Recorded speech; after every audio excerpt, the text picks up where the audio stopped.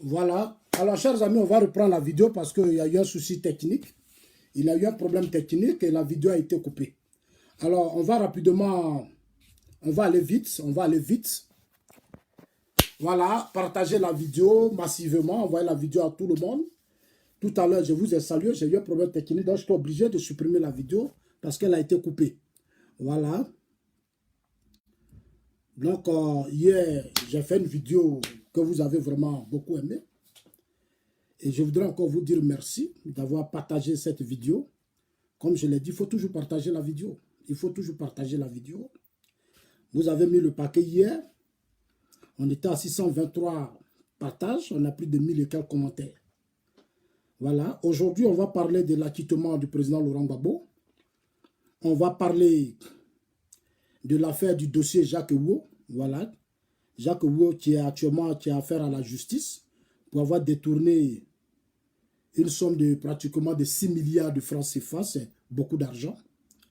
On parlera de la succession du président Alassane Ouattara. Voilà, 2020, le président Ouattara a dit qu'il ne serait pas candidat. Il a déjà annoncé les couleurs au cours d'un congrès. Alors, qui va succéder au président Alassane Ouattara en 2020? Ce débat, nous allons l'ouvrir. Moi, j'ouvre déjà le débat. Voilà, je l'ai dit, pour la stabilité, la paix, pour la continuité des actions menées par le président Ouattara actuellement. Nous allons déjà ouvrir le débat, je l'avais déjà ouvert, j'ai commencé et je vais continuer. Il faut maintenant qu'on sache préparer la succession de nos aînés. C'est vrai qu'au PDCI, les choses sont bloquées. J'ai dit à certains de mes amis, comme Andrien Wabé, que vous êtes responsable de la communication du PDCI-RDA. Battez-vous pour qu'au PDCI, il y ait des primaires. Il faut qu'au PDCI, il y ait des cadres qui s'opposent à Bédier et qui disent à Bédier que ça fait des années qu'il a gouverné, comment on appelle ça, le PDCI-RDA. Il faut qu'au PDCI-RDA, on accepte une alternance. Il faut qu'au PDCI-RDA, on encourage d'autres ethnies à être aussi candidats à la tête du PDCI-RDA. Il ne faut pas qu'on soit là toujours pendant des années et que le PDCI soit contrôlé par les baoulés. Et que toujours à la tête du PDCI, il y ait des baoulés. Non. Moi, c'est mon combat. Donc, on va appeler plus tard, on va dire aux gens, il faut qu'il y ait des primaires, il faut qu'il y ait des gens qui vont venir au PDCI-RDA affronter Bédier pour expliquer leur projet de société. Il ne faut pas que le PDCI soit un parti des baoulés, un parti qui est contrôlé, rien que par les baoulés. Non. À un certain moment donné, il faut la faire. Mais il faut passer à autre chose, les temps ont changé. Alors donc, on parlera plus tard des primaires au sein du PDCI-RDA, mais aujourd'hui, nous allons parler de l'affaire Jacques Ewo. Voilà, on va parler de l'affaire Jacques Ewo, partagez la vidéo. Soyez connectés, chers amis, connectez-vous massivement. Voilà, on va tout gérer. On va gérer ça rapidement.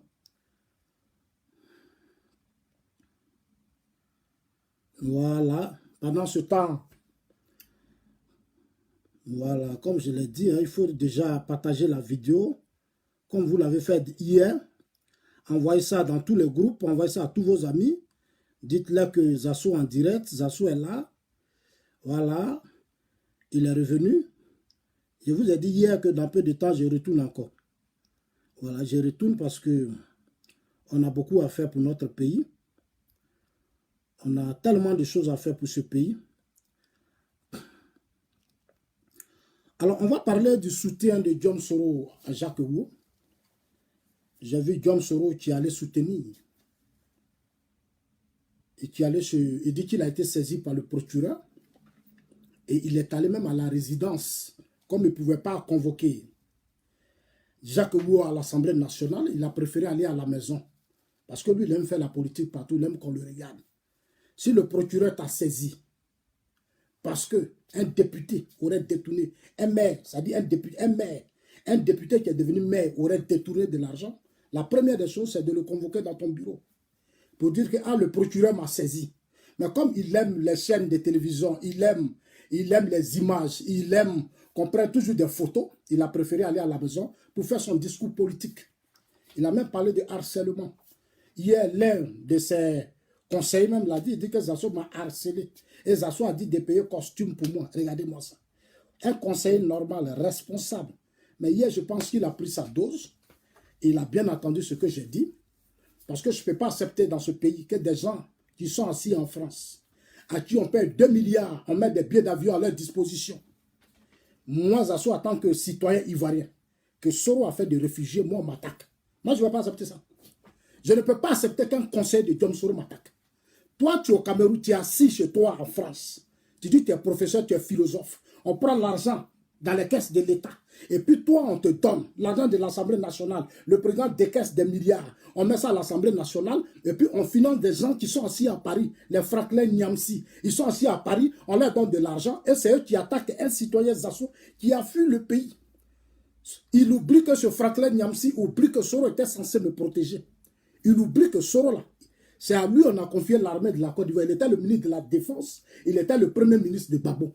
C'est à lui qu'on a tout confié. Non, moi, c'est Zasso, je suis ici là. Je n'accepterai pas et je ne vais pas accepter que quelqu'un me fasse du chantage. Je ne vais pas accepter.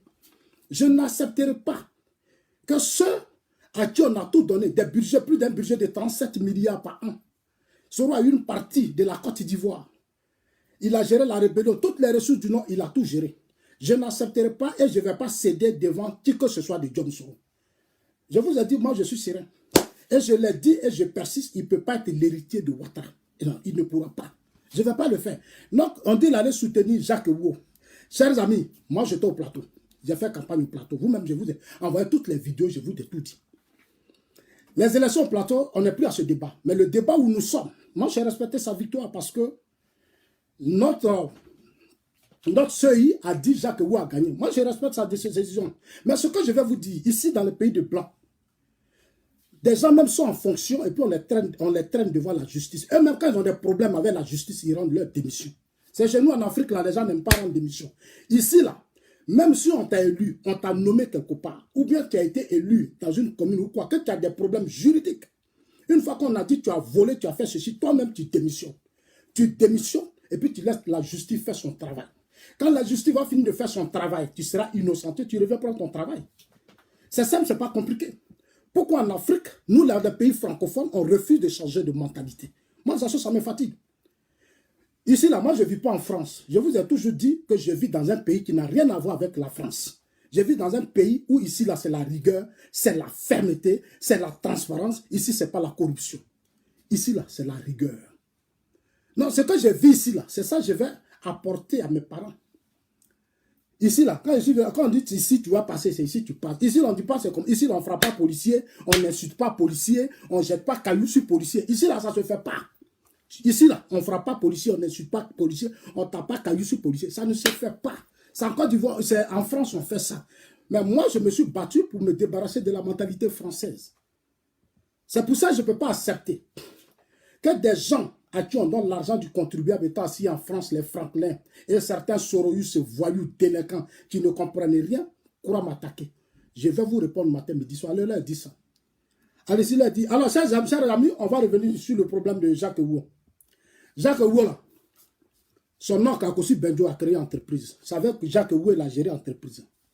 Tout l'argent de la commune, là, c'est-à-dire tous les marchés publics, ça rentre directement dans l'entreprise, ça vient directement, tout l'argent, les contrats vont au nom de l'entreprise de Akosi Benjo. Ce qui n'est même pas normal. Dans une république, ce n'est pas normal. Des gens qui sont nommés à la tête de certaines directions ne peuvent pas être des hommes d'affaires. Des gens sont nommés maires, ministres et ceci, et puis sont des hommes d'affaires. C'est-à-dire c'est quand ils ont pris fonction qu'ils sont devenus des hommes d'affaires et ils ont créé des industries, des entreprises parallèles. Et ils sont assis dessus, ils ne veulent pas qu'on leur parle. Mais il faut qu'on leur dise la vérité. On ne peut pas vous nommer à des postes. Vous êtes élu maire. Au moins, si tu es homme d'affaires, que tu es élu maire, on peut te comprendre. Mais tu n'es pas homme d'affaires. Tu es élu maire et puis tu deviens homme d'affaires du mois que tu deviens maire. Toi-même, tu crées ton entreprise, tu mets tes gens dessus, tu mets tes gens à la tête de l'entreprise, puis tu es assis à la tête de la commune. Tous les marchés, là, il va donner ça à ses frères. Jacques Ouo, là, au début, là, leur équipe déclarait 60 millions. Grand plateau, notre plateau, là. Qu'on encaisse les parts, les taxes, les impôts, tout ce qu'on encaisse, là. On dit ça fait du mois, ça fait 60 millions. Écoutez-moi bien, hein, parce que vous les Ivoiriens aiment trop l'émotion. Il faut sortir de l'émotion. Et puis ensemble, protéger les intérêts. C'est nos intérêts, ça nous appartient. C'est notre argent. Les impôts qu'on nous prélève là, c'est ce qu'on prend pour leur donner, ce n'est pas leur argent. Donc, soyons sincères et disons-leur la vérité. Ce n'est pas une affaire de groupe ethnique, de péter, attirer et prier. Ça ne veut rien dire. Il s'agit de protéger ce qui appartient au peuple. C'est l'argent de tout le monde. Tout le monde n'est pas politicien. Nous tous là, dans le pays là, combien les politiciens sont combien? Tout le monde n'est pas politicien. On parle du bien de tous les Ivoiriens. Il faut que ça soit bien contrôlé. Ils ont détourné de l'argent parce qu'ils étaient au RHDP. Mais je vous ai dit tout à l'heure, dans la première vidéo, ici là, souvent même vous êtes dans le même parti politique. Le jour où c'est pareil, tu joues au con, on t'amène devant les tribunaux. Ça se fait partout dans le monde. Donc ce qui se passe à Abidjan là-bas, là, c'est pas un harcèlement. Non, ça se passe même au Canada. Au Canada, dans les grands pays du monde, ça se passe comme ça.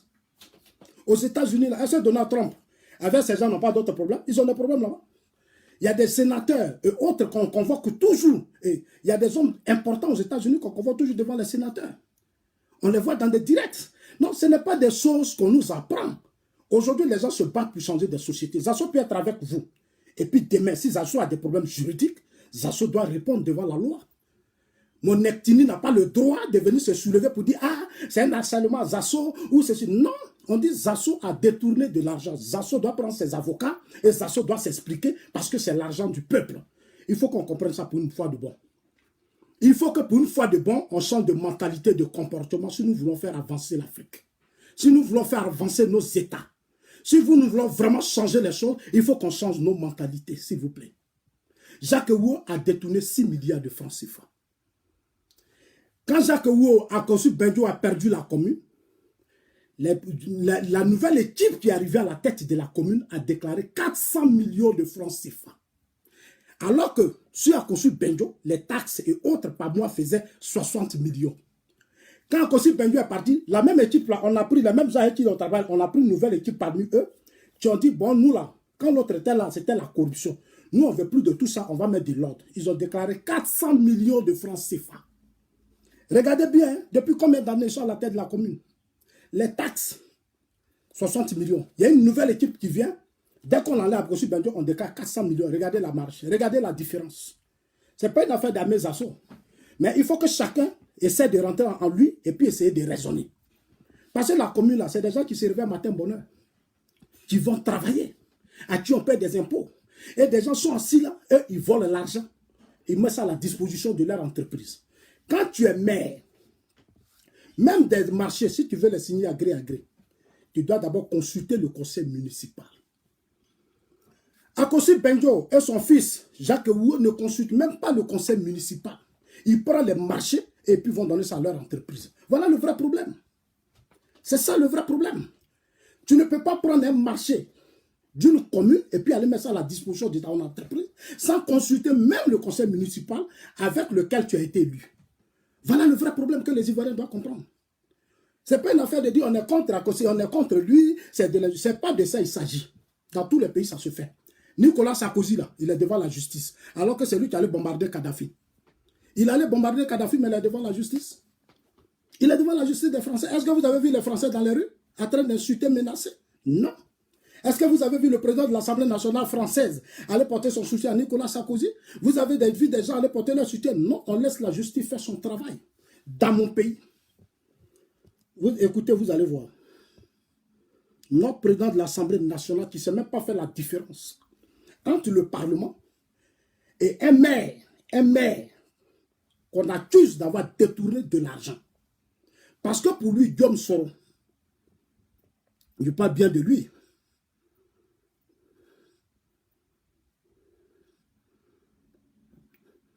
Pourquoi on ne peut pas parler de lui? C'est un citoyen comme nous. C'est un simple citoyen.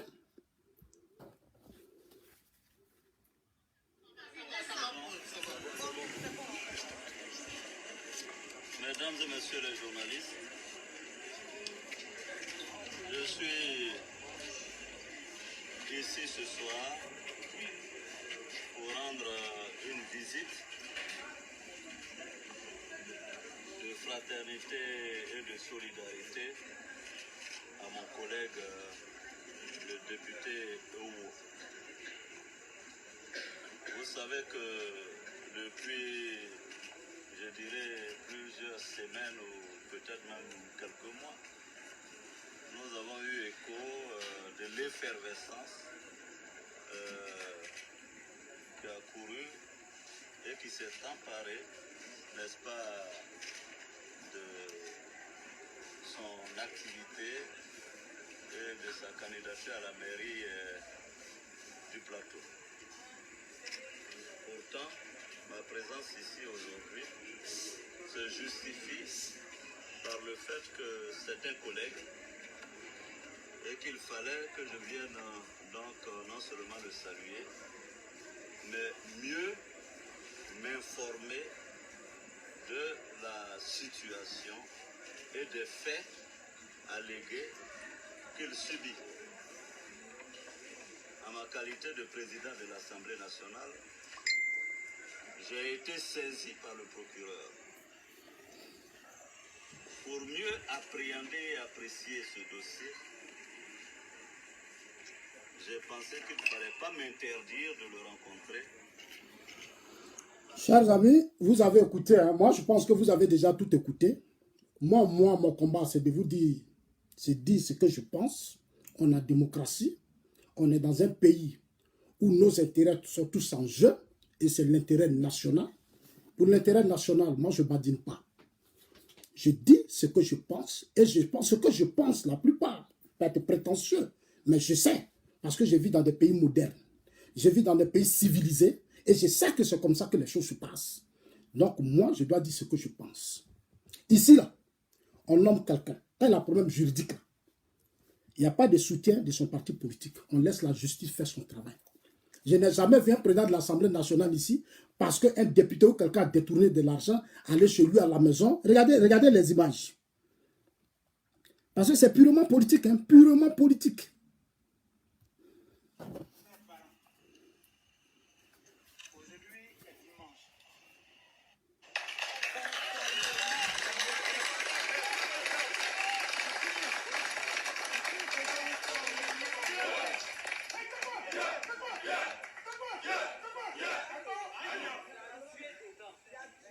Conformément à nos tests, il nous revient quelquefois d'entendre sur les réseaux sociaux des gens, le procureur a dit, le procureur a dit. Je pèse bien mes mots. Le procureur est un agent d'exécution qui agit selon les instructions qu'il a reçues. Il n'est pas le juge du siège. Lui, son métier là, c'est de recevoir les instructions et de les exécuter. Donc, vous comprenez, aujourd'hui, quand les gens parlent, on a l'impression que l'actuel procureur est le premier procureur en Côte d'Ivoire. Il n'est pas le premier procureur. Avant l'actuel procureur qui est là, Adou, il y a eu d'autres procureurs qui étaient là. Il y a eu d'autres procureurs. Donc, moi, j'ai mal quand je vois le raisonnement de certaines communautés ethniques en Côte d'Ivoire qui transforment les problèmes de l'État, les problèmes qui engagent la nation, à des problèmes de groupes ethniques. Moi, je suis vraiment désolé. Je suis désolé, puis je ne peux pas accepter ça. Il faut vraiment que nos autorités, les gouvernants et autres hommes politiques essaient de sensibiliser nos parents. Jacques Ewe a détourné de l'argent. Il est le seul à être concerné. Il doit répondre devant la justice. Il est accusé de quelque chose. Il doit aller s'asseoir. Il va prendre ses avocats. Puis s'il a les moyens, il fait un collectif d'avocats. Et puis il va discuter. Le procureur l'appelle. Il se rend devant le procureur. Il écoute le procureur. Il prend ses avocats. Et puis c'est fini. Est-ce que ça là, on a besoin de mobiliser? Le président de l'Assemblée nationale va prendre des groupes ethniques. Il va aller s'asseoir devant eux pour dire que non, le procureur m'a saisi. Moi, Soro Guillaume, je suis venu vous voir dans le village et prier parce que Jacques Ewe a un problème. C'est du n'importe quoi. C'est du n'importe quoi. C'est du n'importe quoi. Et les propos tenus par Guillaume Soro sont des propos très graves. Il parle d'harcèlement. Le président de l'Assemblée nationale, le procureur t'a saisi. En te saisissant, le procureur respectait la loi.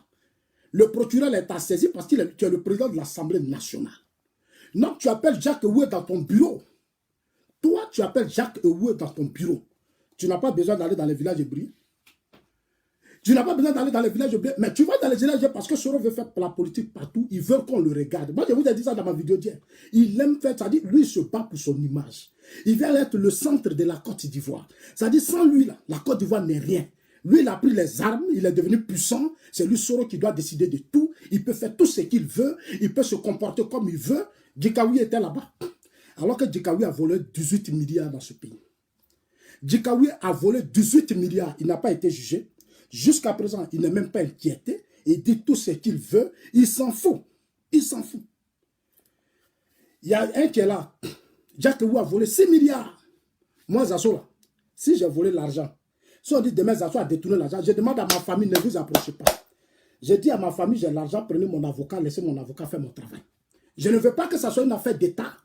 Laissez mon avocat parce que je suis le seul à être incriminé. Je laisse mon avocat faire son travail. C'est ce qui se passe dans les pays développés, dans les pays des Blancs. Si nous voulons changer les choses en Afrique, il faut que nous changions nos mentalités. Parce que si on ne le fait pas, on va changer les choses en Afrique. Sortons des ethnies, des émotions, des passions politiques. Et puis essayons de protéger ce qui appartient à l'État. Parce que l'État, c'est nous tous. C'est notre argent. Les gens prennent l'argent du plateau. Ils ne saisissent même pas le conseil municipal. Ils prennent les marchés publics, tout. Ils mettent ça à la disposition de leur entreprise. Tout l'argent de la commune rentre dans leur entreprise et puis la commune du plateau est pauvre. La commune du plateau est pauvre. Ils vont faire des pots de fleurs pour mettre ça déposé dans les rues du plateau. Il n'y a pas immeuble, il n'y a rien qu'on construit au plateau. Allez-y au Ghana aujourd'hui, vous allez voir. Moi, je suis arrivé au Ghana alors que j'ai quitté Ghana en 2012. Mais aujourd'hui, tu arrives au Ghana, mais tu es fier à Accra. Rentre seulement à Accra. Allez-y à Koumassi, Cape Coast, les autres villes sont des villes développées parce que les maires font leur travail. Chez nous, les maires ne font pas leur travail, ils sont soutenus par des groupes ethniques. Ils sont soutenus par des présidents de l'Assemblée nationale. Mais quel État on veut créer? C'est quel pays on veut créer? C'est quel pays? On crie, on dit les autres ne sont pas justes, mais alors que nous-mêmes, l'injustice aussi c'est nous. Parce qu'on n'est pas sérieux. On n'est pas sérieux dans notre pays. On n'est pas sérieux. Des gens détournent, ils volent, on les applaudit. Alors que matin, midi, soir, il y a des innocents, on dit là, non, il a volé banane au marché, on les met en prison. Il y a des gens qui volent simplement, il a volé 5 000 francs, on les met en prison, on les condamne. Mais il y a des gens qui détournent des milliards.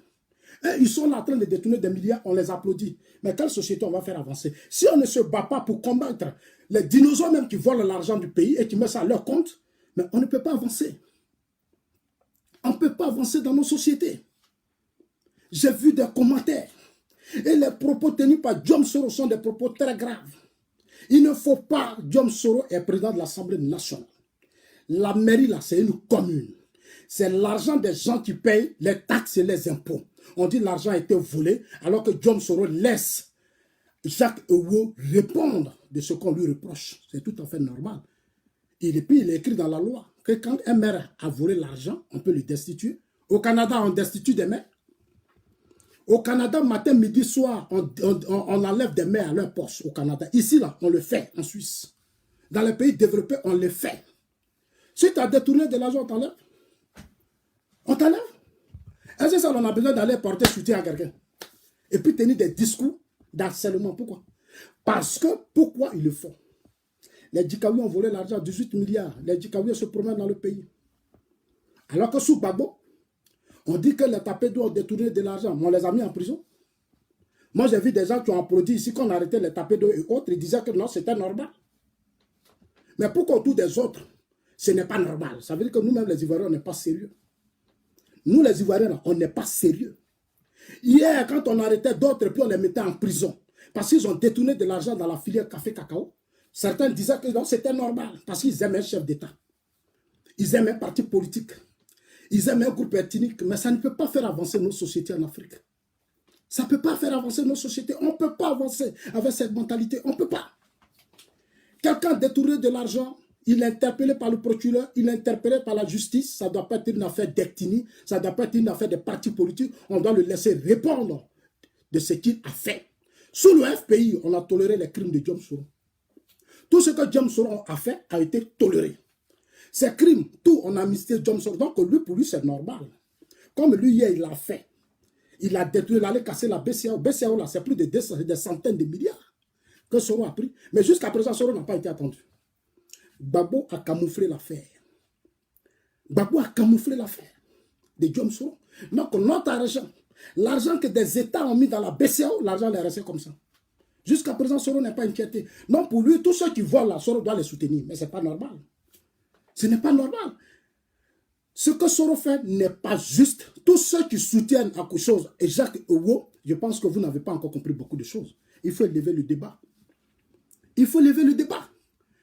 Quelqu'un te reproche d'avoir pris l'argent de la commune. Il y a toi de constituer tes avocats et puis répondre devant la justice. Si tu as raison, tu as raison. Si tu n'as pas raison, on dira que tu n'as pas raison. C'est tout. Pourquoi devant vos justices matin, midi, soir, on juge les plus faibles? Et d'autres, vous ne voulez pas qu'on les juge. Pourquoi? Alors que matin, midi, soir, il y a des Ivoiriens qui sont condamnés parce qu'il a volé banane, il a volé manioc. Et des gens qui ont reproché d'avoir volé des milliards, vous les protégez parce qu'ils sont des hommes politiques que vous aimez. Parce que vous êtes en train de préparer une alliance pour 2020 pour chasser Ouattara du pouvoir. Parce que vous voulez vous venger de Ouattara.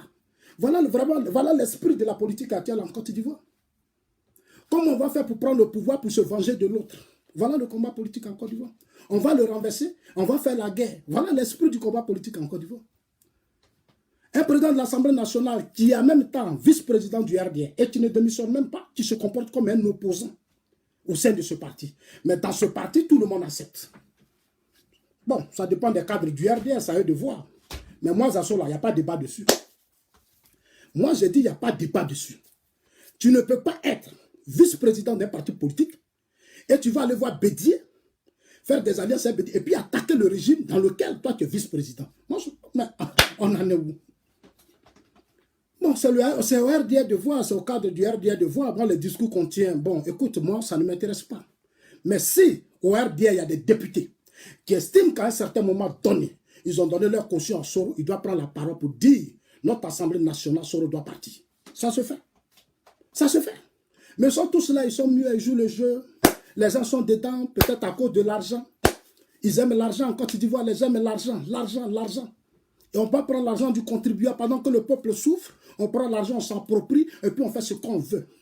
Moi, Zasso, je ne rentre pas dans ce débat. Je suis désolé, chers amis. Je suis désolé et je ne vais pas accepter ça. Je ne vais pas accepter ça. C'est pour ça que Dieu m'a permis d'être au Ghana réfugié, un pays où on ne vole même pas 5 francs. Au Ghana, là, on ne vole pas l'argent du public. L'argent du peuple, on ne vole pas. Ce qui appartient aux contribuables, là, on ne vole pas. C'est un pays comme ça. Donc, je ne vais pas accepter que dans mon pays, des gens volent l'argent et qu'ils soient soutenus par des individus. Moi, je ne peux pas accepter ça. Ça veut dire que ces individus-là n'ont rien compris. Ces individus n'ont rien compris. Et souvent, quand tu leur dis, ils vont te dire, non, tu es jaloux, tu es aigri, mais c'est de l'ignorance.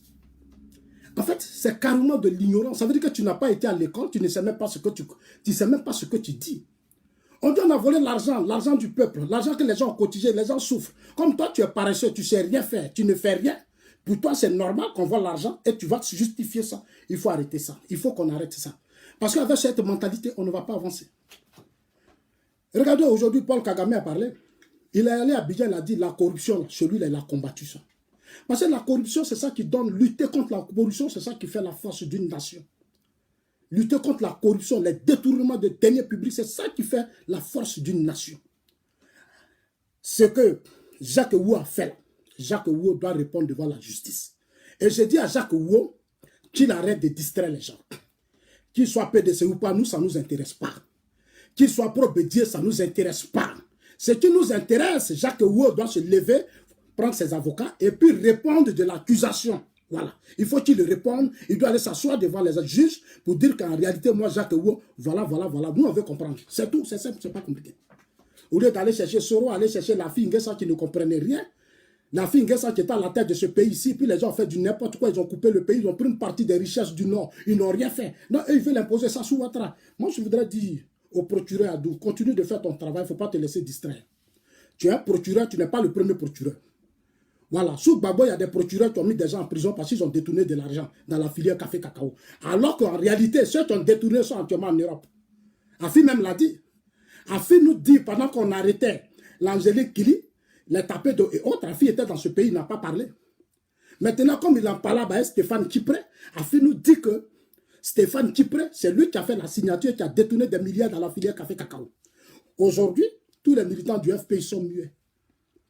Ça veut dire qu'on a préféré protéger le beau-fils et mettre des innocents en prison. Chers amis, laissons la justice faire son travail. Laissons la justice faire son travail. Aucune justice n'est parfaite dans ce monde. Aucune justice. À 100%, non. Sous le PDCI, on a connu la justice. Nous, on a respecté la justice. Sous Gueye, on a respecté la justice. Sous Gbagbo, on a respecté la justice. Sous le président Ouattara, on doit respecter la justice. Voilà, on doit respecter la justice. Donc, allez-y, dis à Jacques Ouo et tous ceux qui le soutiennent que Zasso dit c'est dangereux votre comportement. Vous encouragez le détournement des deniers publics. Vous encouragez le vol. Vous encouragez le détournement des deniers publics. Vous encouragez le vol. Et ce n'est pas bien, vous deviendrez voleur. Arrêtez d'encourager des gens qui volent. Si quelqu'un a volé, puis on dit qu'il a volé, encouragez-le à aller devant la justice pour aller s'expliquer. Jacques Oué doit s'expliquer. On n'a pas besoin d'organiser des villages, aller convoquer des villages, venir faire réunion pour dire moi, Soro, je suis venu constater, alors que lui, le procureur, est appelé. C'est parce que le procureur respecte la loi que toi, Soro, il t'a envoyé un courrier pour te dire voilà, je t'ai saisi parce qu'il y a tel problème. Tel monsieur dans la loi, là, c'est pas parce qu'il est député qu'on ne peut pas le poursuivre. Notre loi a tout prévu. Tu es député, tu as volé l'argent, tu es maire. Si tu es député et que tu es devenu maire, que tu as volé l'argent, on doit te convoquer et puis te juger. Notre loi a tout prévu. La loi là, a tout prévu en Côte d'Ivoire. Quel que soit ce que tu es, si tu as fait des bêtises, tu dois passer devant les tribunaux. Notre loi a tout prévu. Et la loi est là, j'ai la copie. Jacques Wola, il doit répondre devant la justice pour l'argent qu'il a volé. Alors que Soro nous épargne de ses émotions. Et que Soro nous épargne de son désordre qu'il a cautionné au Nord pendant des années et puis on ne lui a rien fait. Ce n'est pas parce qu'il a cassé PCAO. Ce n'est pas parce que Djekawi a volé 18 milliards que ce n'est pas parti quelque part et que d'autres vont voler et qu'on va tolérer cela. Ça ne sera plus toléré. Allez-y, leur dis ça. Que ce soit politique ou pas, moi, ce n'est pas ce qui m'intéresse. Mais nous, on veut savoir où cet argent est rentré. Parce qu'on a accusé quelqu'un, il faut qu'il nous dise les 6 milliards, c'est pourquoi. Parce que c'est des gens qui souffrent pour payer cet argent. Les gens se réveillent à 4 h du matin, à 5 h du matin, pour aller au plateau pour travailler. On prend l'argent, on prélève de l'argent sur le salaire des gens. L'État, on prend l'argent de l'État, on met ça à la disposition des communes. Les gens prennent cet argent et puis mettent ça dans leur poche, ils créent leurs propres entreprises. Ils font leurs propres affaires. Ils sont maires, ils sont ministres, ils sont députés, ils sont ceci. Et puis ils sont en même temps des hommes d'affaires sous le régime. Et vous ne voulez pas qu'on en parle? Mais quel genre d'Ivoirien vous voulez qu'on soit? Tu vas nous respecter. Tu vas nous considérer parce qu'on ne sait pas protéger ce qui nous appartient. On n'a pas le courage de dénoncer ce qui nous appartient. On joue le jeu parce qu'on aime les hommes politiques. Il ne s'agit pas d'aimer les hommes politiques. Il s'agit d'apporter un plus à son pays. Il s'agit de se battre pour apporter un changement dans son pays. C'est ce que le citoyen, tout citoyen honnête, sérieux et responsable, voilà ce que le citoyen doit faire.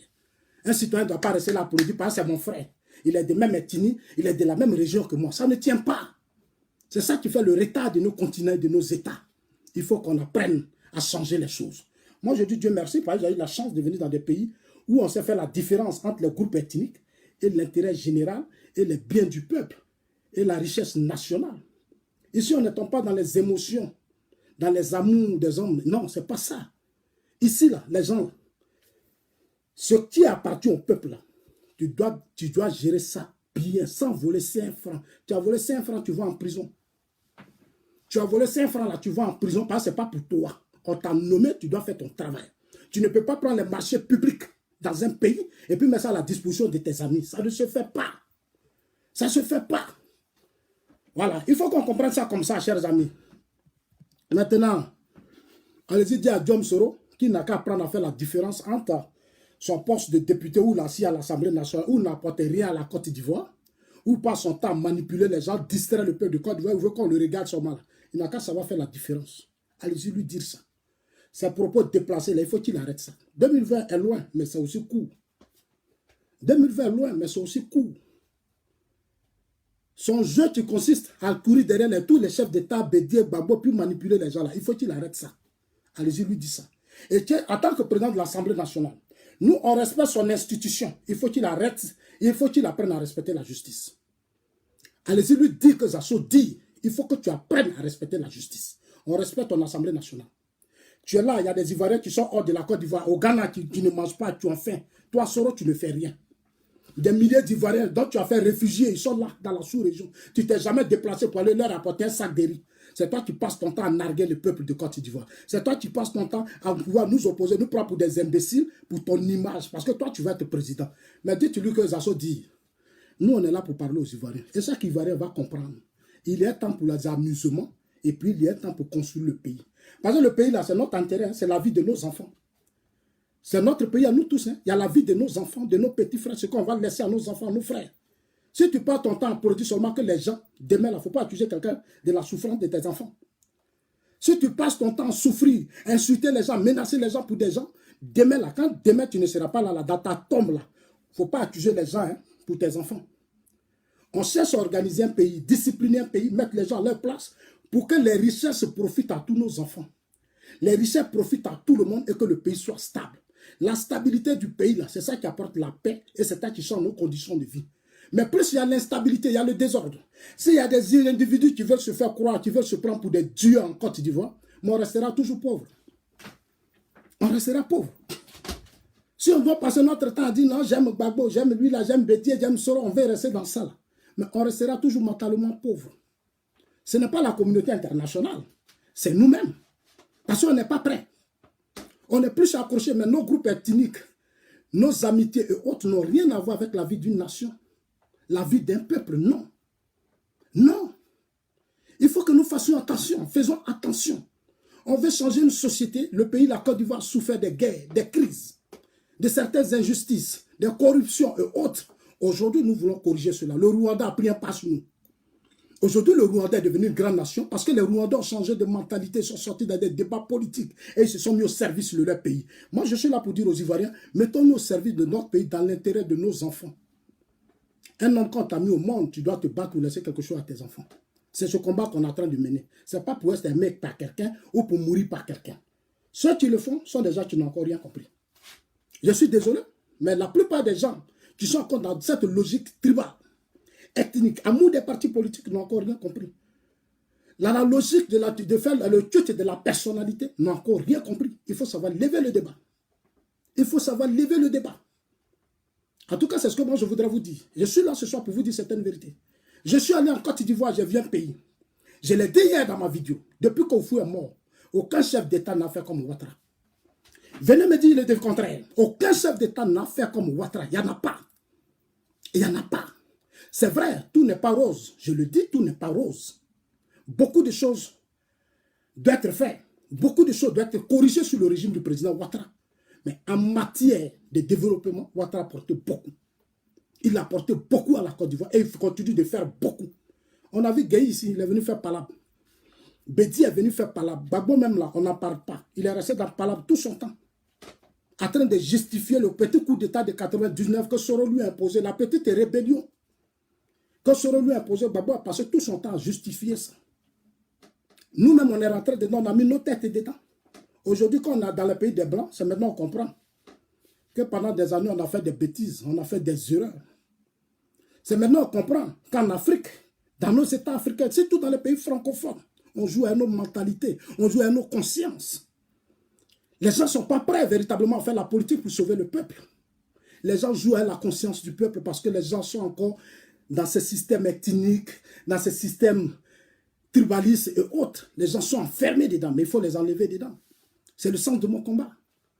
Moi, je vais vous dire, il faut savoir faire la différence entre la politique et son ethnie et l'amour des hommes politiques. Une fois qu'on saura faire la différence, on fera de nos États de grands pays.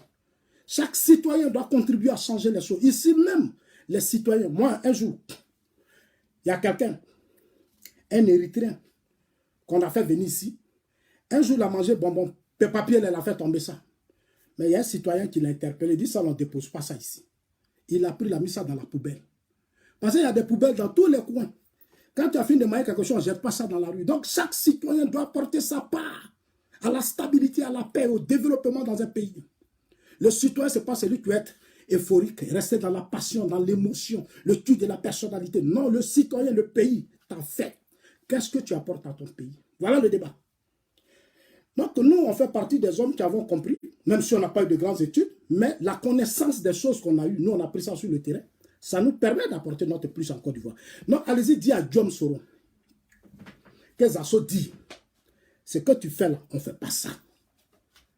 Assemblée nationale, tu as la tête de nos députés. Comme nous tous, on ne peut pas être président de l'Assemblée nationale. Nous tous, on ne peut pas être députés, on a choisi des députés pour régler nos problèmes, nos difficultés. Et puis toi, tu as leur tête. La première des choses, il faut te battre pour ça. Mais depuis, ne le fais pas. Moi, je n'ai jamais aimé qu'il soit à la tête de l'Assemblée nationale parce que moi, je ne peux pas accepter. L'Assemblée nationale, c'est une question de moralité. Chez nous, tout le monde est député. N'importe qui est député. N'importe qui est député en Côte d'Ivoire. Ici, là, tu vas être député, on met des enquêtes sur toi. On veut connaître ta vie. Qu'est-ce que tu as fait? Ce qui s'est passé. Et puis, tu acceptes d'être député. Chez nous, là, tout le monde est député. Quelqu'un va se lever le matin. il est un Babo, il est un Ouattara dans un village, il est un Bédier, on va le prendre, on dit qu'il est député. Il n'a aucune connaissance. Il n'a aucune connaissance, mais il est député.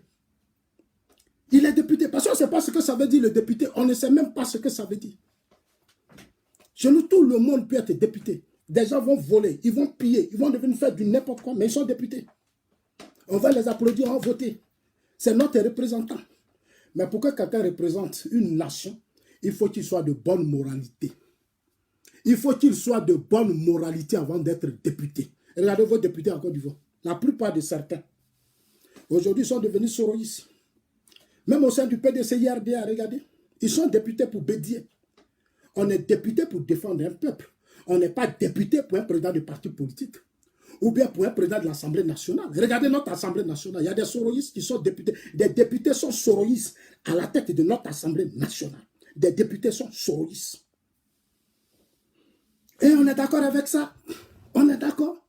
Ils se déclarent soroïstes, des députés qu'on a choisis pour représenter le peuple, les intérêts du peuple. Ils sont devenus soroïstes. Ils font aujourd'hui la promotion de Soro. Mais tout ça, on accepte. Tout ça, on accepte. On va faire comment? On va faire comment? Dans tous les partis politiques, on joue le jeu. On joue le jeu, on va faire comment? Je pense que nous, notre devoir, c'est de faire changer les choses. Les problèmes des députés sont une question de moralité. Non, chers amis, je vais vous dire ouvertement, allez-y dire à Jacques Ewo, au lieu d'aller appeler ses amis à Finguessan, demander solidarité, il n'a qu'à prendre ses députés, ses avocats pour aller répondre devant le procureur. Allez-y lui dire que Zasso dit, accepte d'être attendu par le procureur. Accepte de te mettre devant la justice, c'est ça qui fera ta crédibilité. C'est ça qui fera ta crédibilité, arrête de te cacher derrière ton soro. Ton immunité là, c'est pas ça qui est en jeu aujourd'hui, c'est dont on parle, on dit que tu as détourné de l'argent. Et dans nos lois, quand tu as détourné de l'argent, que tu es député, on t'enlève à ton poste de député. Une fois que tu es accusé d'avoir détourné de l'argent, la loi prévoit tout, on t'enlève et puis on te juge. Non, que Soro arrête de nous distraire. Allez-y leur dire qu'ils arrêtent de nous distraire. Nous voulons construire une nation où les Ivoiriens vont se sentir à l'aise. Ça, c'est le cas Jacques Ewo. Jacques Ewo a détourné, il doit répondre. Il a détourné de l'argent, il doit répondre. Ça se fait partout dans les pays du monde. Voilà. Ça se fait dans tous les pays du monde. Maintenant, on va revenir sur le deuxième point. Je vous aime. En tout cas, moi, je vous aime. J'aime quand vous êtes connectés et puis vous commentez. Commentez, hein, parce qu'après moi, je lis les commentaires. Vous commentez, dites tout ce que vous voulez. C'est la démocratie. C'est la démocratie, mais argumentez. J'attends des arguments de vous. Je veux voir si vous avez été à l'école, vous avez de bons niveaux d'études, ceci, cela. Moi, c'est ce qui m'intéresse. Donc, je lis tous vos commentaires. Parce que les injures, là, ça montre un peu votre limite. Ça montre les limites. Alors, je continue. On va venir sur le deuxième point. Voilà, le premier point qui est... Maintenant, on va parler de la succession du président Ouattara. Chers amis, je le dis et je le répète. En Côte d'Ivoire, il faut qu'on accepte l'alternance. Il faut que nos aînés acceptent de se faire remplacer par d'autres personnes. Des gens ne peuvent pas contrôler des partis politiques. Ne peuvent pas être à la tête des systèmes politiques pendant plus de 20 ans, 15 ans, ce n'est pas normal. Il faut vraiment changer ça. Il faut vraiment qu'on apprenne à accepter ça dans nos États africains. Surtout dans les pays francophones. Je dis toujours les pays francophones parce que nous, les francophones, on a un gros problème. On a un gros problème qu'il faut corriger. On est trop dans l'émotion, dans la passion. Nos vies même là, ça ne nous intéresse pas. Le francophone préfère être pauvre sur un régime politique et puis applaudir le régime. Il aime ça, les francophones. Les francophones ne savent pas défendre leurs vrais droits. Ils ne savent pas défendre leurs vrais droits. Ils peuvent suivre un régime politique qui vole, qui fait tout, mais ils sont d'accord. Même si les enfants ne vont pas à l'école, même si les enfants souffrent, pour eux c'est normal. Parce que le président qui est au pouvoir, c'est un dieu pour eux. Les autorités sont des dieux. Donc c'est vraiment difficile pour nos continents africains, surtout dans les pays francophones. Les anglophones ont pris le pas sur nous. Ils sont déjà bien partis. Mais c'est les francophones, c'est nous qui avons des difficultés encore. Le président Ouattara a eu déjà le courage et dit que lui, il ne sera pas candidat en 2020. Aujourd'hui, c'est ce que je vais dire aux Ivoiriens. Et je le répète, moi je salue cette position du chef de l'État qui a pris le courage de laisser la Côte d'Ivoire 2020 et donner la chance à une nouvelle génération. Dans cette génération, c'est de qui il parle? C'est des gens qui ont travaillé, qui ont été fidèles, qui ont bossé auprès de lui et qui ont apporté beaucoup au RDR. C'est de ça que le président Ouattara veut parler. Bientôt 2020 approche. J'ai entendu les gens dire le successeur de Ouattara doit être Soro. Non, moi je ne crois pas. Le successeur de Ouattara doit être cette personne. Moi je connais les personnalités au RDR. Je les connais tous, la plupart. Et tous, je les connais. Et je sais aujourd'hui, après le président Ouattara, je sais qu'il peut prendre la tête de ce pays.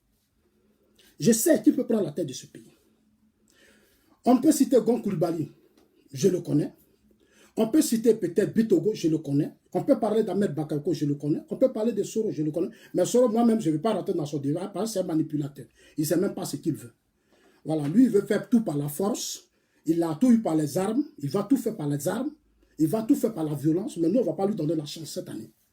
Donc, moi, je dis, si la succession du président Ouattara doit revenir à quelqu'un, moi, je le dis, je le répète, c'est Ahmed Bakayoko. La succession du président Ouattara, si ça doit revenir pour la continuité de ce que Ouattara est en train de faire, de ce que le président Ouattara est en train de faire, pour la stabilité, la paix, la succession de Ouattara doit revenir au ministre Ahmed Bakayoko parce que c'est un homme très fidèle. C'est un homme qui a mené un bon combat et c'est un homme, parce qu'il n'a même pas, Ahmed Bakayoko là, il n'est pas impliqué dans les histoires de rébellion. Dans le pays, on va dire détournement, il n'y a pas son nom. Quand on va dire lui il a volé, il n'y a pas son nom. Parce que lui il a appris à travailler très tôt. Dans les pays développés, on donne la chance aux gens qui ont bien travaillé, qui ont bossé et qui ont eu une bonne vie. On ne regarde pas les faiblesses, mais c'est ce que tu as fait. Les emplois que tu as créés, ce que tu as fait pour le pays, c'est ce qu'on regarde. Ahmed Bakayoko a été ministre de la communication, c'est-à-dire il a géré la communication de la Côte d'Ivoire. Il a été ministre de l'Intérieur. Tout n'est pas tout. Je n'ai pas dit qu'il a tout, mais il a réussi à repositionner la sécurité dans notre pays. Après ça, il a été ministre de la Défense. Aujourd'hui, regardez ce qu'il est en train de faire, c'est de merveilles. Aujourd'hui, Ahmed Bakayoko est en train de donner la sécurité à la Côte d'Ivoire. Si le président Ouattara doit choisir quelqu'un pour sa situation, moi, je pense que c'est Ahmed Bakayoko. Et ça, c'est sans émotion. Je le dis à tous ceux qui veulent l'attendre, que si le président Ouattara, et je sais que le président Ouattara, s'il m'écoute ce soir, il sait que ce qu'il dit, c'est la vérité. Parce qu'au RDA, là-bas, il connaît tout le monde. Je connais tous les cadres. Ahmed Bakayoko est généreux. Il sait tendre la main. Au ministère de la Défense, je suis allé, j'ai rencontré des policiers BT, Atié, Agni, tout le monde. Et puis Ahmed Bakayoko, il aime son prochain, il aime les aînés. Il aime non seulement il aime la jeunesse, mais il aime les aînés. Il a un grand respect pour les aînés. Non, pour la stabilité, la paix de nos aînés. Pour une vraie paix dans notre pays, une vraie stabilité. Je pense qu'en 2020, j'attends qu'ils finissent leur congrès du 26. Quand ils vont finir leur congrès du 26, moi j'ouvre le débat, je continue le débat. Il faut que, après le 26, le successeur du président Ouattara doit être le ministre Ahmed Bakayoko. C'est lui seul qui peut apporter la stabilité, c'est lui seul qui peut faire beaucoup. Tous ceux qui sont là, moi je ne vois pas qui peut faire quelque chose. Je ne vois pas. De tous ceux qui sont là, moi Zasso, je le dis, hein, et je le répète. Je le dis et je le répète.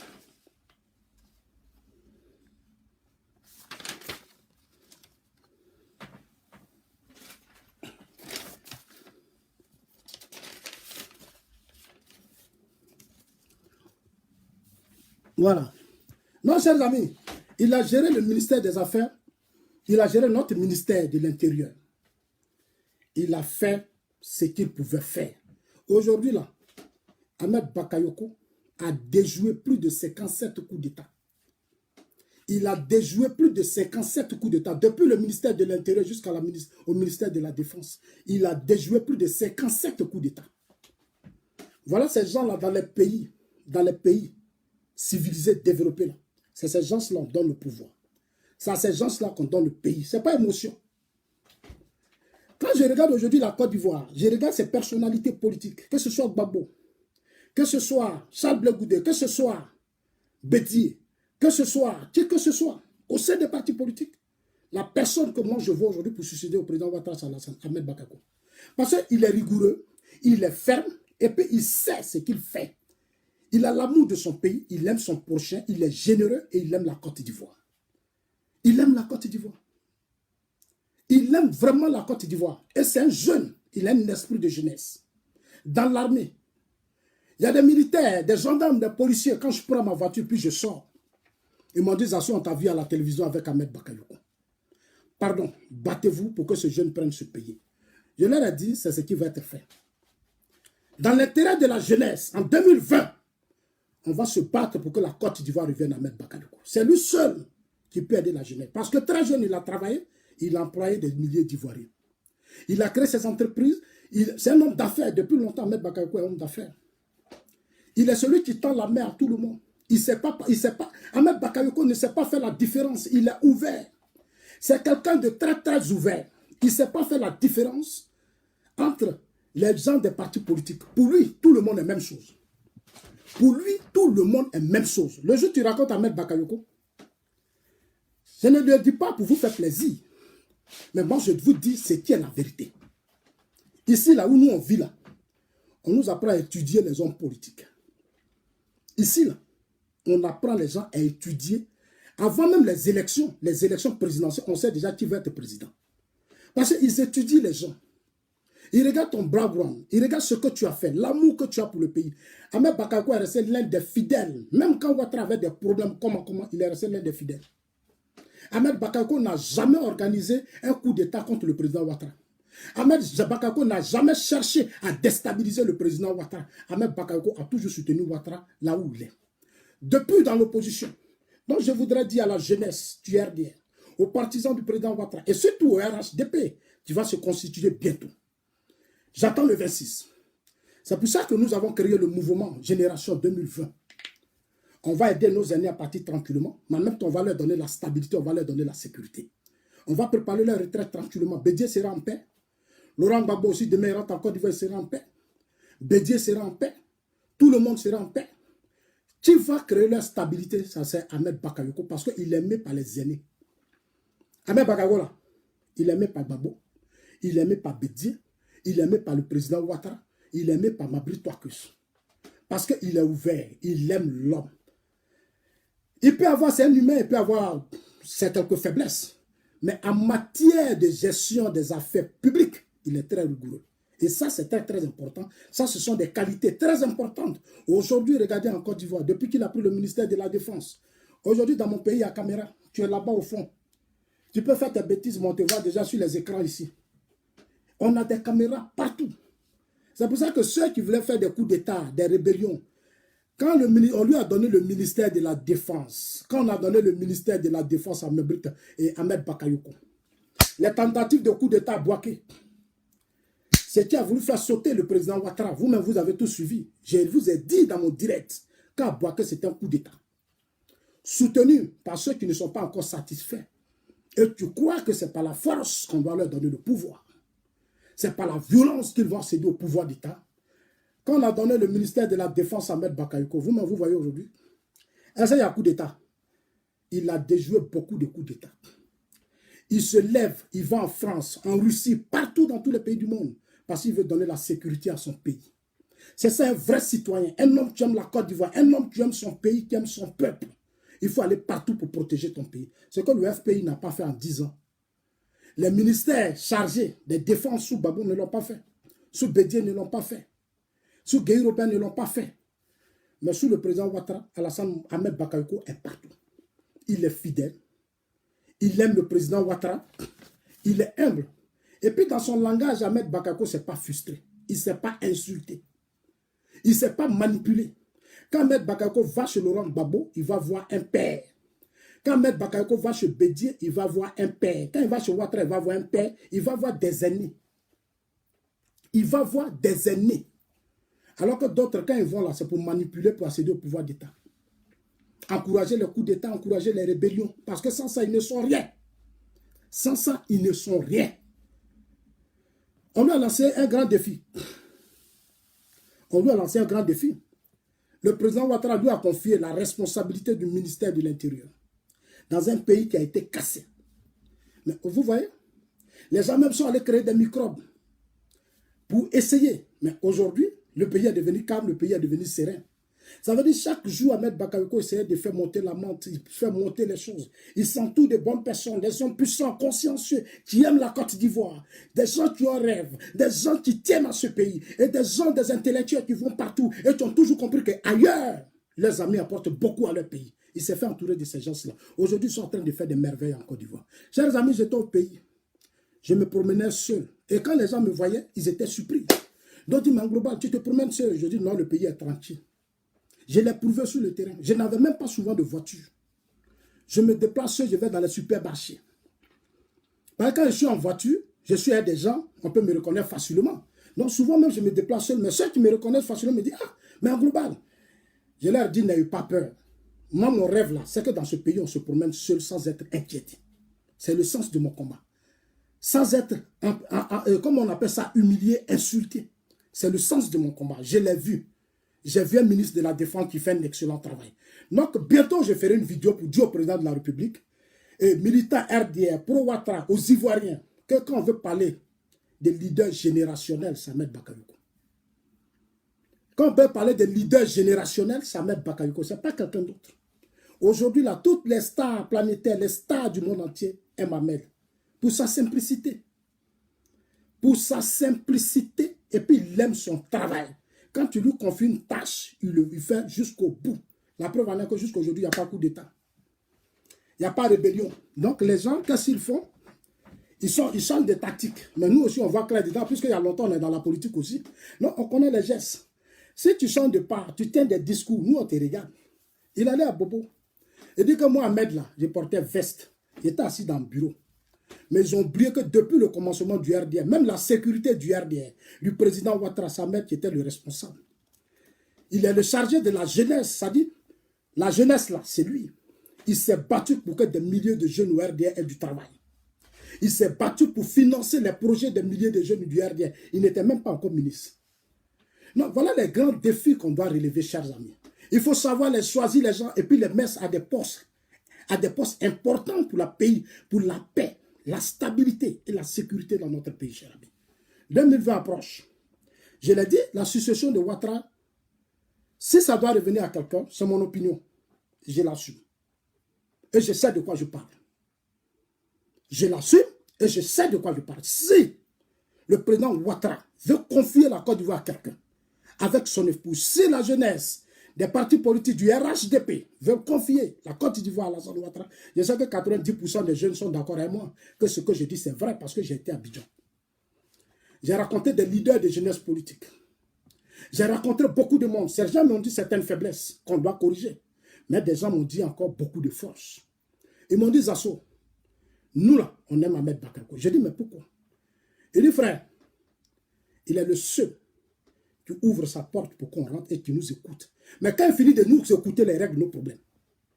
Quand il finit de nous écouter, là, il règle immédiatement nos problèmes. Donc quand on sort là, on est satisfait. Voilà le débat qu'on doit poser. Parce qu'il a été enfant il a connu des moments difficiles.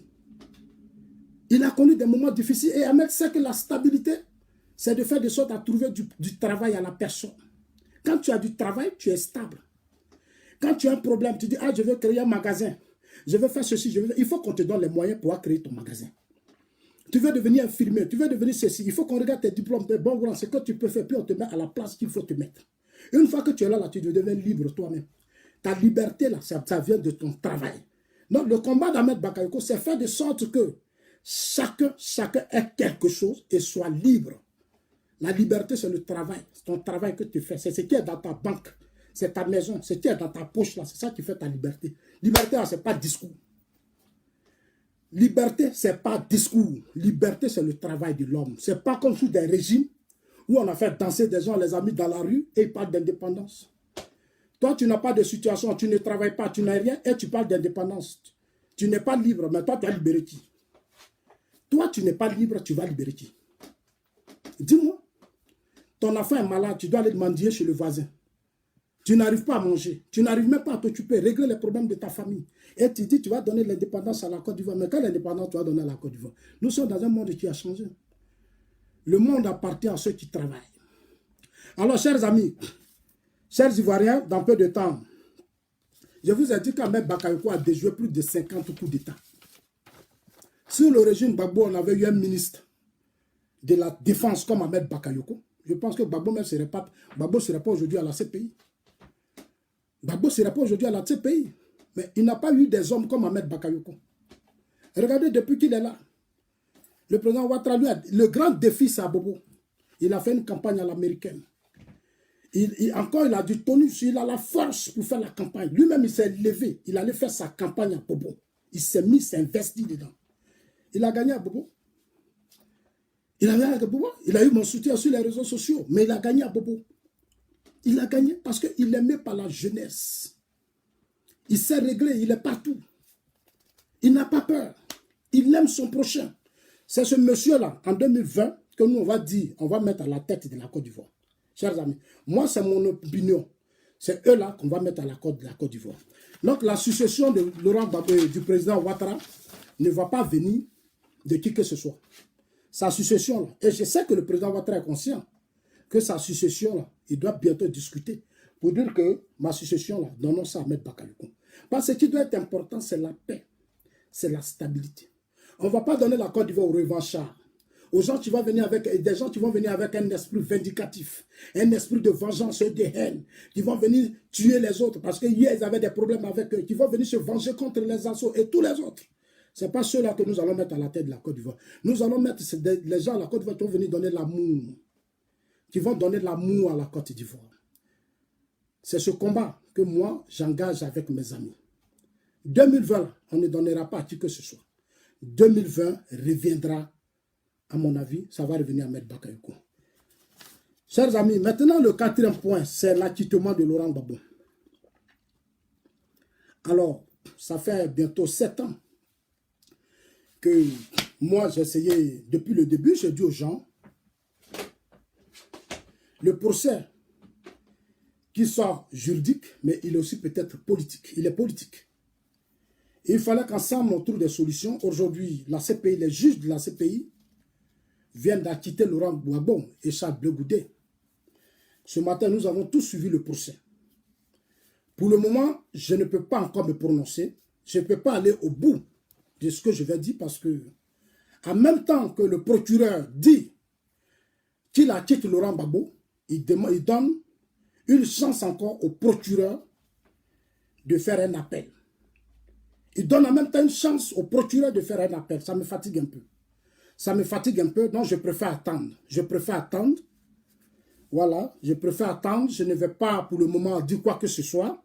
Mon souhait, c'est que les gens soient acquittés, libérés, rentrer dans leur pays. Mais du moment qu'on dit au procureur, tu dois faire un appel, et que le procureur lui-même dit que la décision ne lui a pas été signifiée par écrit, et que c'est fait de façon orale. Je suis respectueux des lois, je vous dis toujours. Donc, j'attends demain. Après-demain, je pense que je serai à l'aise pour bien parler. Mon souhait, c'est que le procureur ne fasse pas d'appel. Je voudrais demander officiellement au procureur, vraiment, dans l'intérêt de la Côte d'Ivoire, dans l'intérêt de beaucoup de choses, de ne pas faire d'appel. Il ne faut pas avoir fait d'appel, parce que si le procureur fait un appel, on est parti pour 4 ans de procès. On est parti pour 4 ans de procès. Ça va durer. Si le procureur, il avait déjà dit qu'il va faire un appel. Mais s'il fait un appel, on est parti pour un procès qui est long. Je voudrais dire au procureur, MC Donald, vraiment de ne pas faire un appel. Moi, c'est mon opinion. Je voudrais dire au procureur de ne pas faire un appel. Parce que s'il fait un appel, on est parti pour encore des années de procès. Un procès qui va durer, ça va nous fatiguer. Alors que nos frères sont fatigués. Ils ne s'attendaient pas, ils ne croyaient pas que ce procès allait être un procès difficile pour nous tous. Nos aînés, Laurent Gbagbo et Blé Goudé, ne savaient pas que ce procès allait être difficile pour eux. Moi, pour moi, ils sont fatigués parce que je n'ai jamais voulu que nos aînés soient à la CPI. Je n'ai jamais voulu que Blé soit à la CPI, que Laurent Gbagbo soit à la CPI. Malheureusement, leurs partisans et les cadres de leurs partis politiques ont tout fait pour que les deux frères se trouvent à la Cour pénale internationale. Où je suis là, je demande au procureur. Allez-y dire au procureur, dites-lui que Zasso dit. Ils sont fatigués. Ils sont fatigués. J'invite le procureur de ne pas faire un appel. Parce que s'il a fait un appel, on est parti pour 4 ans de procès.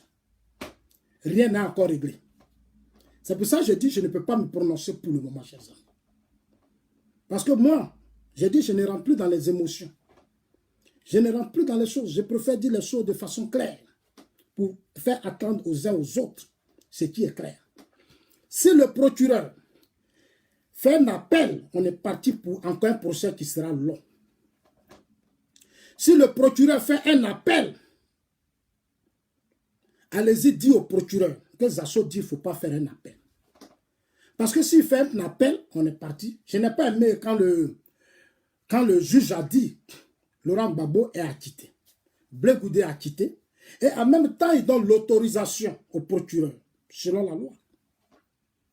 On dit que les preuves ne sont pas insuffisantes parce que les preuves matérielles, c'est-à-dire les preuves matérielles ne sont pas suffisantes pour prouver que Laurent Gbagbo est coupable de tout ce qu'on lui accuse. Les preuves matérielles.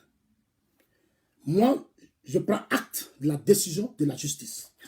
Tout ce que je souhaite, c'est que dans l'autre camp, c'est-à-dire Guillaume Soro, qui avait les armes aussi, un jour, et que la CPI poursuit que le président Ouattara lui-même est en train de bloquer les dossiers du transfert de Soro, il faut que ces gens-là aussi viennent aussi répondre parce que Gbagbo et Blanc ont fait 8 ans. Il faut que Soro aussi vienne faire sa part. S'il a des vérités à nous dire, il va aller aussi s'asseoir à la CPI, il va nous parler. Voilà. Donc, chers amis, vous qui m'envoyez les messages, je suis le procès comme vous. Je suis le procès comme vous. Où je suis là? Je suis le procès depuis le début comme vous. Je vous l'ai dit. Depuis le début, Gbagbo n'avait pas sa place à la CPI. Blé Goudé n'a pas sa place à la CPI. Je vous l'ai dit depuis le début. Moi, je ne suis pas d'émotion. Ce sont des citoyens ivoiriens comme moi. Ils ne sont pas au-dessus de moi. Ils ne sont pas au-dessus de qui que ce soit. Nous sommes tous les mêmes. Ils sont leaders. Je respecte cela. Mais je ne voudrais pas. Je ne voudrais pas que dans mon pays, on menace, on insulte des gens pour des hommes politiques. J'aime pas. J'aime pas. J'aime pas que dans mon pays, on menace, on insulte des gens parce qu'on aime un homme politique. Ce n'est pas intellectuel. Ce n'est pas responsable, ce n'est pas intellectuel, ce n'est pas responsable. Nous, là, on a été menacés. On a connu des moments de souffrance. Mais malgré cela, on continue d'être dans le combat politique. Parce qu'on a compris ce que c'est que la politique. Tous ces hommes politiques sont des passages. Ils vont partir. Moi, mes assos demain, là, je ne serai plus sur la période politique. Chacun de nous appelé à partir. Mais j'appelle au respect. Il faut qu'on respecte le prochain. Apprenons à respecter le prochain. Arrêtez les menaces. Je ne suis pas contre la libération de Gbagbo, non. Depuis le début, j'ai été le premier à dire qu'il ne faut pas qu'ils vont partir. Vous avez voulu qu'ils partent. Donc moi, je ne vais pas jouer votre jeu aussi. Je suis désolé. Ce n'est pas parce qu'aujourd'hui, vous êtes fâchés que moi, je vais jouer votre jeu. Moi, je m'en fous de vous. Ça ne m'intéresse pas. Quand moi, je parlais dans les Agora depuis des années, vous m'avez combattu. Mais aujourd'hui, là, comme vous êtes content, je vais m'aligner avec vous. Je ne vais pas le faire. Moi, Zasso, là, je ne vais jamais m'aligner à vos émotions. Parce que les émotions, là, ça tue les choses. Ça ne fait pas avancer les choses. Plus de 7 ans de retard que vous avez donné à Gbagbo Blé. Ils vont retourner demain en Côte d'Ivoire. C'est vrai. Mais derrière ça, il faut avoir l'argent maintenant. Regardez Simone, elle a déjà souffert. Quand Simone est sortie de la prison, elle a pensé que c'était un jeu. C'est un jeu. Les militants ne travaillent pas. Les gens sont restés repliés sur eux dans leur boycott pendant des années. Ils n'ont pas d'activité, ils n'ont rien. Ils ne peuvent même pas cotiser 100 millions. Si on leur dit tout de suite, venez cotiser 100 millions, ils ne peuvent pas avoir parce qu'ils n'ont rien. Mais c'est tout ça un combat politique. Un combat politique, il est d'abord financier. Il est humain, mais il est plus financier. Parce que plus il est financier, plus on a de grands réseaux. On peut rentrer dans les grands réseaux pour changer les choses. On n'a pas les finances, on n'a pas l'argent, on n'a pas d'affaires, on n'a rien. On n'a rien, ce n'est pas émotion. Je suis désolé, sortez des émotions et puis menez le combat juste qui va changer la vie de vos parents, la vie de vos familles, la vie de vos amis, la vie de votre pays et la vie de ceux qui vous entourent. Même ceux que vous n'aimez pas. Même si vous ne les aimez pas, ce sont des fils de la Côte d'Ivoire, ce sont des citoyens, ce sont vos frères. Vous devez faire l'essentiel pour que chacun vive dans la tranquillité, dans la paix. C'est ce que les Blancs font. C'est pour ça que j'aime leur pays. C'est pour ça que j'aime les Blancs. C'est ce qu'ils font. Chez nous, on fait la politique pour détruire l'autre. Avoir la haine de l'autre. Alors comme si c'est l'autre qui t'a mis à l'école, c'est lui qui te nourrit. Est-ce que c'est ceux qui nous nourrissent? Non, il faut qu'on fasse attention. Dans le combat politique, on doit se respecter. Même le plus faible doit être respecté. Ici, les plus faibles sont respectés. Les riches respectent les pauvres. Ici, là, c'est ici, moi j'ai vu que riches là, ils sont plus humbles. Ils sont plus humbles. Moi, j'ai reçu des riches chez moi ici. Des mères. Donc, tu as réhérité des générations, des richesses. Mais tu l'invites chez toi, il vient. Il vient, tu manges, il mange, il mange même temps plus que toi. Mais ce sont des gens dont les parents sont des grands banquiers ici. Ce sont des grands banquiers. Chez nous, on insulte les gens, quelqu'un parce que, oui, non, chers amis, moi là, je ne suis pas contre la libération de Gbagbo. Jamais. Enlevez ça dans vos têtes. Peut-être qu'on ne se comprend pas en matière de communication. Vous, vous êtes dans l'émotion. Vous croyez que vous aimez Gbagbo que tout le monde. Non. C'est votre sentiment. Nous respectons. Moi, je respecte vos colères, vos amours. C'est votre problème. Mais moi, là, je ne peux pas aimer quelqu'un que ma propre vie. Ce n'est pas possible. Moi, là, je ne peux pas aimer un homme politique que ma propre vie. Jamais. Je ne peux pas le faire. Pourquoi je vais le faire? Je vais le faire pourquoi? Je vais détruire ma vie pour des hommes politiques encore dans ce pays? Ah non. Je peux être collaborateur, on va travailler dans l'intérêt de la Côte d'Ivoire. Mais je ne peux pas être esclave. Je ne serai plus esclave. Moi, là, je ne vais pas être esclave d'un homme politique. C'est pour ça que dans les agoras, on m'a toujours combattu. Tu es un homme politique, si ça ne va pas, je vais te dire que ça ne va pas. Si je ne suis pas d'accord avec toi, je te dirai que je ne suis pas d'accord avec toi. Ce que tu fais, ce n'est pas bon. Je vais te dire que ce n'est pas bon. C'est tout, ce n'est pas compliqué. Je ne peux pas être esclave de qui que ce soit. Si je ne suis pas content, je dirais que je ne suis pas content de toi. C'est mon droit et je ne veux pas qu'on m'enlève ça. C'est écrit dans notre constitution, c'est mon droit. Ne m'enlevez pas ça, s'il vous plaît. Parce que si vous m'enlevez ça, je suis plus assaut. Si vous m'enlevez ça, je suis plus assaut. Si vous m'enlevez ça, je suis plus assaut. Alors, chers amis, concernant ce qui a été décidé par la CPI, nous pensons que c'est important pour nous tous, mais cela ne veut pas dire qu'à 100%, ça va donner la réconciliation ou la paix en Côte d'Ivoire. Je ne voudrais pas qu'on voit les choses comme ça. Je ne voudrais pas qu'on voit les choses. Parce qu'aujourd'hui, Soro même n'est pas encore là, ce pays. Mais il dit, sans lui, là, il n'aura pas la paix. Quand vous écoutez les partisans de Soro, ils disent même que si Soro n'est pas président, il n'aura pas la paix. Non, ce n'est pas l'homme politique qui va envoyer la paix. Non. Ce n'est pas dans les émotions qu'on va envoyer la paix, là. C'est la responsabilité et la volonté de chacun d'entre nous. Quand on va accepter qu'il faut passer à l'essentiel dans l'intérêt du peuple, il aura la paix. Quel que soit le régime qu'on va mettre. On a mis Bédié. Est-ce qu'on a connu la paix? On a mis des gens en prison. On les a libérés par un coup d'État. Est-ce qu'on a connu la paix? On a mis Guy Robert. Est-ce qu'on a connu la paix? La paix, là, c'est chacun doit rentrer au plus profond de lui-même et tirer les leçons pour dire que ce pays a souffert. Il faut maintenant mettre fin à l'amour des individus et puis chercher à construire la Côte d'Ivoire. Chers amis, voilà le vrai débat. Alors, donc, moi, j'attends demain. J'attends demain pour véritablement me prononcer. Parce que je ne veux pas être surpris. Voilà, je ne veux pas finir de danser. Et puis demain, on va me dire autre chose. Donc, je vais attendre. Alors, comme demain, ce sera la vraie décision, on attend demain. On attend demain. Après demain, je vais me prononcer, chers amis. Comptez sur moi pour ça. C'est vrai, j'ai payé, mais j'attends. Et je demande au procureur qu'il essaie de faire encore beaucoup d'efforts pour qu'on essaie véritablement de régler ce problème de la Côte d'Ivoire. C'est vrai. Je souhaite qu'il y ait des coupables un jour. Parce que j'étais en Côte d'Ivoire, il y a eu assez de morts. Il y a eu assez de morts, il y a eu tellement de morts, je ne peux pas accepter. Dans mon pays, il faut que ceux qui ont tué soient vraiment jugés. Il faut qu'il y ait une vraie justice pour ceux qui ont tué. C'est trop facile. C'est trop facile. Il faut que dans mon pays, ceux qui ont commis les vrais crimes, tôt ou tard, se mettent devant les tribunaux dans l'intérêt des victimes. Parce que les enfants des victimes peuvent devenir demain des rebelles. Ils peuvent aussi demain, quelques années après, se révolter pour dire « on a tué mon père ». On a tout amadou, on n'a pas fait justice. Moi aussi, je vais rendre justice pour mon père. C'est pour ça qu'il faut qu'on fasse violence sur nous-mêmes pour tout pardonner ensemble. Moi, je ne veux pas être hypocrite. Venir m'asseoir là pour dire « non, comme j'aime lui là, j'ai fait réconciliation alors que je sais que mes parents ont été massacrés ». Je préfère dire ce que je pense. Ce n'est pas tout le monde qui sait pardonner de la même manière. On se connaît. De la manière que moi, je peux pardonner, il y a d'autres qui ne peuvent pas faire ça. D'autres là, tu as tué son papa, il va se venger. Tu as tué son père là, il va se venger tôt ou tard. Il va prendre 2 ans, 3 ans, 10 ans, 20 ans, mais il va se venger. Mais moi, Zasso, je pardonne. Tu m'as fait du mal, je t'ai pardonné, j'avance. Donc, pour créer une société où on ne peut pas laisser chacun garder sa colère en lui, faisons de sorte que la justice essaie de condamner les vrais criminels. C'est tout. Si on a condamné les vrais criminels, nous ayons les cœurs apaisés et puis on avance. C'est ce que les grandes nations ont fait. C'est ce que les grands pays ont fait. N'ayons pas peur. Ne disons pas que, ah, est-ce que c'est... Non, n'ayons pas peur. Attendons, moi j'attends demain. La CPI a demandé que Gbagbo Eblé soit libéré, acquitté. Ils ont demandé la libération immédiate. Le procureur donne encore, le juge donne une chance au procureur. Le procureur dit que ça ne lui a pas encore été signifié par écrit. Donc nous attendons demain. Mais je vous le dis et je vous le répète. Prions, restons en prière pour que tout se passe bien. Parce que si demain, le procureur accepte de faire un appel, on est parti pour des années de procès. On est parti pour des années de prière, procès. Restons en prière, arrêtons déjà les menaces, cessons d'insulter. Arrêtez de m'envoyer des messages comme si j'étais contre. Non, enlevez-moi tout ça. Parce que je gagne quoi dedans? Gbagbo à la CPI, là, je gagne quoi dedans? Il va sortir, je gagne quoi dedans? Il sort, il est là-bas, qu'est-ce que je gagne? Moi, mon combat, c'est que Gbagbo soit en Côte d'Ivoire et Blé soit en Côte d'Ivoire.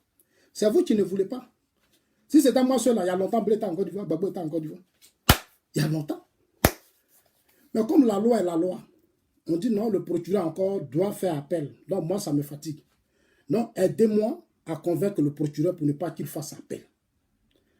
Prions pour ne pas qu'il fasse appel. Parce que s'il a fait appel, on est parti pour 4 ans de procès. 2 à 4 ans de procès, ça va encore durer. Donc arrêtez déjà vos... Et puis préparons la sortie de nos frères. Parce que la Côte d'Ivoire a connu trop de douleurs. La Côte d'Ivoire a connu trop de mal. La Côte d'Ivoire a connu trop de violence, trop de morts, trop de réfugiés, trop d'orphelins. Notre pays a trop souffert. Chers amis, il faut savoir arrêter. Ne tirons pas trop sur la corde. Ne tirons pas trop sur la corde. Il faut aller doucement. J'attends des gens dire, non, déjà que si Gbagbo revient, va être président, va changer la Côte d'Ivoire, il ne peut rien faire. Si Gbagbo vient, va aller dans son village. Gbagbo est libéré, va retourner dans son village. Il ne va rien apporter à la Côte d'Ivoire. Il a déjà fait sa part. Il ne viendra pas pour être président de la République. Non. Ne m'envoyez pas ces messages-là. J'aime pas. Parce que moi, il ne fait pas le truc de la personnalité. Moi, tu as déjà gouverné, je te barre. Une fois que tu as gouverné là, moi, je t'enlève. Et puis mon combat, on va mettre une nouvelle personne. Ici là, c'est la concurrence qui fait la force des pays. Quand tu as gouverné, ici, on ne justifie pas les échecs des gens. Tu as échoué, tu as échoué. Je ne suis pas de cette mentalité où on doit passer son temps à dire non, c'est à cause de la rébellion de ça là, c'est à cause de ceci, c'est à cause de... Bon, je ne suis pas dedans. Je suis désolé, je ne suis pas dans ça. Je ne justifie pas les échecs. Tu as échoué, tu fais ton meilleur, tu pars. Tu vas t'asseoir, mettre de nouvelles personnes. C'est le sens de mon combat. Et je n'attends rien de qui que ce soit. Voilà. Je n'attends rien de qui que ce soit parce que c'est des biens, c'est les biens de notre pays. C'est la richesse de notre pays. Ça nous appartient, nous tous. Non de grâce. Arrêtez de menacer. Arrêtez de prier pour que vos amis restent en prison. Arrêtez déjà de dire si nos amis sont libérés, on va se venger, on va faire ça. Il faut arrêter ça. On s'est trop vengé. Gueye est mort ici. Moi, je vous dis toujours dans mes vidéos que Gueye, on l'a tué. On l'a tué sous quel régime? C'est sous le régime FPI. On a tué Bogadoudou. On a tué Désiré Tagro. Mais ceux qui ont tué Désiré Tagro l'ont reconnu. Je n'ai jamais vu les partisans de Gbagbo marcher pour dire demandons justice pour Désiré Tagro. Jamais. Alors que vous êtes de même formation politique que lui. Même si sa famille biologique n'a pas la force. Mais vous, la formation politique de Gbagbo, vous devez poser le débat. Mais vous ne l'avez jamais fait. Donc moi, je ne rentre pas dans vos émotions. Je suis désolé. Je ne rentre pas dans vos émotions. J'attends demain la décision du procureur. Et je prie Dieu que le procureur nous aide à trouver des solutions pour la Côte d'Ivoire. Aider nos frères à sortir de là parce qu'ils sont fatigués. Mais que dans l'avenir, on fasse tout pour que justice soit rendue pour tous ceux qui sont tombés. Pour le repos de leur mémoire. Pour la vraie paix, pour la vraie stabilité. Ceux qui ont fait les guerres et qui ont tué, il faut que ces gens un jour répondent de leurs droits. C'est tout ce que moi, Zasso, j'ai à dire. Parce que nous aussi, on a perdu des gens. Mais je ne peux pas accepter que le sang des gens soit versé comme ça. Ça a été trop versé. C'est pourquoi je dis, la succession du président Ouattara ne viendra pas de Soro, ne viendra pas de qui que ce soit. La succession du président Ouattara doit venir de quelqu'un de humble, généreux, de quelqu'un de consciencieux, de quelqu'un qui va protéger Gbagbo Ouattara Bédié, de quelqu'un qui va protéger la jeunesse, de quelqu'un qui va verrouiller nos frontières au plan international, au plan dans la sous-région, de quelqu'un qui a de très bons réseaux pour nous donner la vraie paix. Surtout la continuité des actions de développement qui sont actuellement engagées en Côte d'Ivoire. Les actions de développement actuelles, parce qu'il n'y a jamais eu de développement sur les autres régimes, que vous le voulez ou pas, on n'a pas connu de développement sous Bédier, on n'a pas connu de développement sous Babo, on n'a pas connu de développement sous Béhi Robert, mais aujourd'hui on a de grands chantiers lancés sur Alassane Ouattara. Qu'on le veuille ou pas, moi je suis un citoyen, c'est mon opinion, on ne va pas m'enlever ça. Si vous pensez que c'est ça la trahison, c'est normal, c'est vos droits, c'est vos sentiments, vous pouvez rester dans vos maisons avec, gérer ça, mais moi, ça n'a rien à foutre avec moi. Voilà, moi, ça n'a rien à foutre avec moi. Ça ne m'intéresse pas. Parce que ici où je vis, dans le pays où je suis là, émotion, là, ça n'existe pas. Passion n'existe pas. Le système politique fait de sorte que chacun a son minimum. Tu es assis chez toi, tu as envie de boire ta bouteille de champagne. Ici, la champagne, là, ce n'est pas de luxe. Si je ne suis pas content, je prends ma carte, je vais, je tire, je viens, je mets ma bouteille, je bois. Je vais manger ce que je mange, je mange. Si je suis malade, je n'ai pas besoin d'aller demander à un homme politique, pardon, il faut me soigner, non. Ma femme est malade, mon enfant, ça n'existe pas. Ça n'existe pas. C'est pour ça que vous et moi, on n'a pas la même façon de voir les choses. C'est difficile pour vous, vous ne pouvez pas me comprendre. Je vous comprends aussi, c'est difficile. Mais c'est parce qu'on ne vit pas dans le même environnement. Tu vois, c'est quand on vit dans le même environnement qu'on a la même mentalité. Mais on ne vit pas dans le même environnement, chers amis.